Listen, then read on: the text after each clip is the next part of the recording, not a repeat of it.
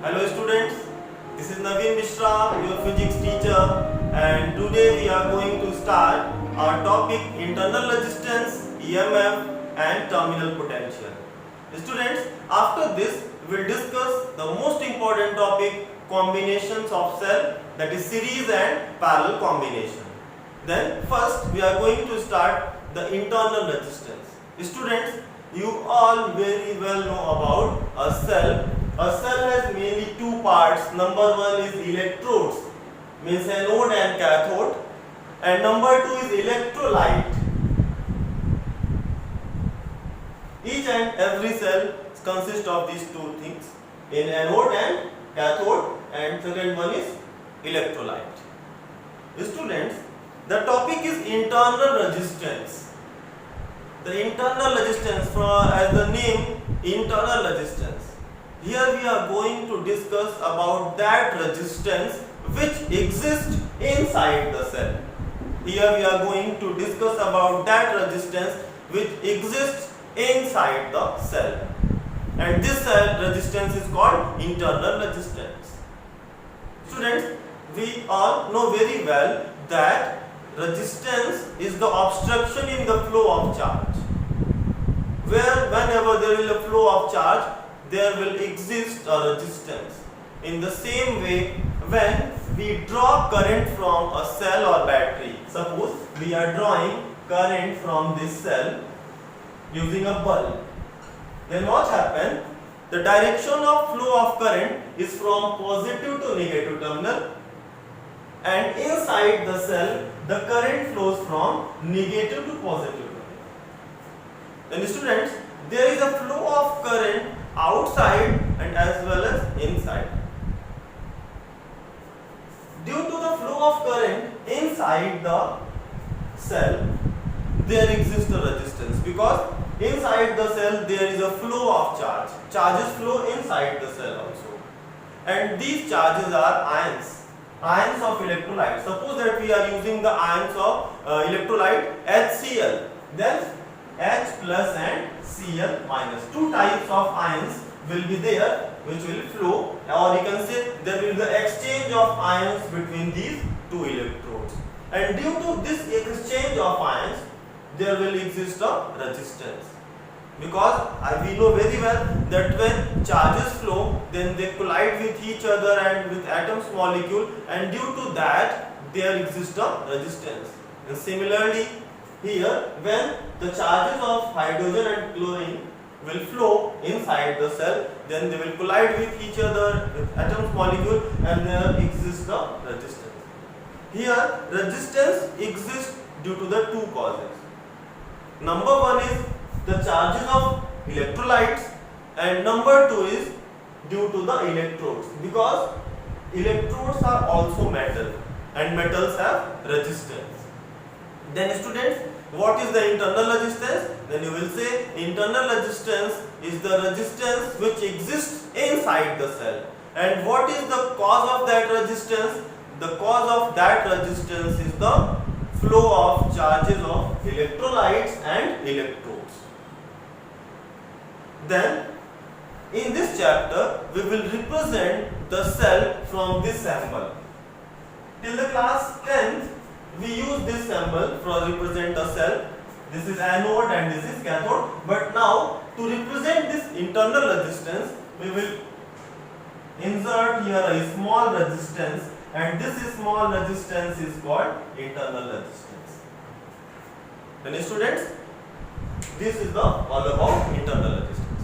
Now we will discuss the factors affecting the internal resistance. What are the factors on which internal resistance of a cell depends?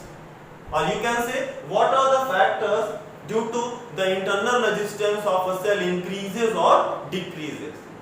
Then there are main three factors. Students, number one is concentration of electrolyte. Higher the concentration of electrolyte, higher will be the internal resistance, because as we use the concentration of high concentration electrolyte, then there will be the more amount of ions, and due to the excess amount of ions there will be the more resistance.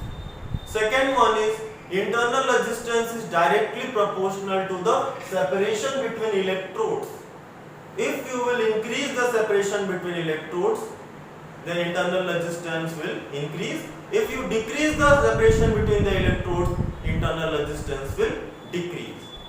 Then I have discussed two factors. Number one is concentration of electrolyte, and number two is, students, separation between the electrodes. Number three is the area of electrodes.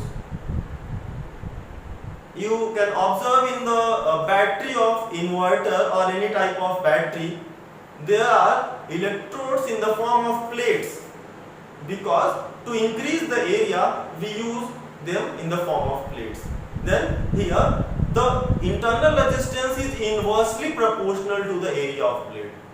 More area of the plate, or you can say more area of the electrodes, lesser with the internal resistance. Now students, we are going to discuss about the EMF, electromotive force.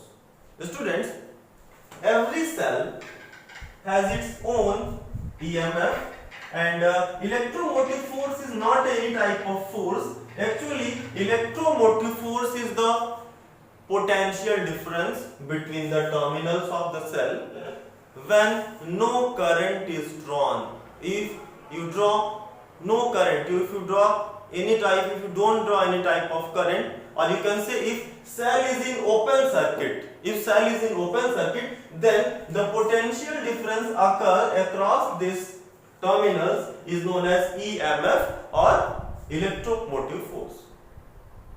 Students, consider what happens if you draw current from the cell. Suppose you are going to draw current from the cell using any type of resistance, any type of bulb. Then what happens? Then there is a flow of current from positive to negative terminal, and inside the cell the current flow from negative to positive terminal. Students, there is difference between these two circuits, two diagrams. When you draw current from the cell, then there will be an internal resistance. When you draw current from the cell, then there will be an internal resistance, because internal resistance exists only when you draw the current or there is a flow of current. If there is no flow of current, there will be no internal resistance. It means, students, if you draw current, then there will be the internal resistance. If you draw any type of, if you don't draw current, if you are not drawing any type of current, then there will be no internal resistance. What happens? Suppose that internal resistance is small r. Then according to the Ohm's law, here potential drop is equal to V is equal to IR. Suppose there is a current I in this circuit, then according to the Ohm's law, due to this internal resistance, there will be a potential difference of IR. And in this case, when the cell is in open circuit, or you can say we are not drawing any type of current, then in this circuit there will be no internal resistance. There will be no internal resistance. Then there will be no any type of internal potential drop. But in the second circuit, you can see there is a drop of potential, and some amount of potential drop will take place inside the cell. For example, suppose the EMF of the cell is 12 volt, and when you will draw some current, then due to this current there will be internal resistance, and let this internal resistance drops a voltage of 2 volt. Then what happens in second case? There is a loss of 2 volt inside the cell. Then how much voltage will appear here? That is only 10 volt, because the actual strength of the cell is 12 volt, and after this loss of 2 volt due to the internal resistance, there will be only 10 volt at the terminals. Then there are two words, EMF. EMF is the actual strength of the cell, actual potential difference of the cell when you not draw any type of current, or you can say when cell is in open circuit, there will be no flow of current inside the cell, and there will be no loss of any potential difference, and then the voltage appear at the terminal of cell is known as the EMF. But if we draw the current, then due to this internal resistance there is a potential drop, and this potential drop reduces the actual potential difference of the cell by that amount, and the remaining amount appears at the terminal. Then here, if the E is the EMF of cell, then at the open circuit net potential difference is E. But if R is the internal resistance, then the losses is IR. This amount of potential is drop inside. Then how much amount will remain here? This remaining amount will be V is equal to actual amount was E, and then remaining amount is V is equal to E minus IR. And this V is the terminal potential difference. Then we always disclude, or you can say we always reduce this amount of potential difference which lost inside. Then students, what is the EMF? EMF is the potential difference across the terminals of cell when no current is drawn from the cell, and in this case there will be no potential drop inside the cell because there is no internal resistance. No current flow, no internal resistance. But when there is a flow of current inside the cell, then there exists the internal resistance, and this losses the potential. And after loss of this potential, the remaining amount appears, and this remaining amount is V is equal to E minus IR, and this V is the terminal potential. In case of charging, suppose this is the process of discharging. In the case of charging, you will use the formula V is equal to E plus IR. In the case of charging, I am writing here, we will use the formula V is equal to E plus IR.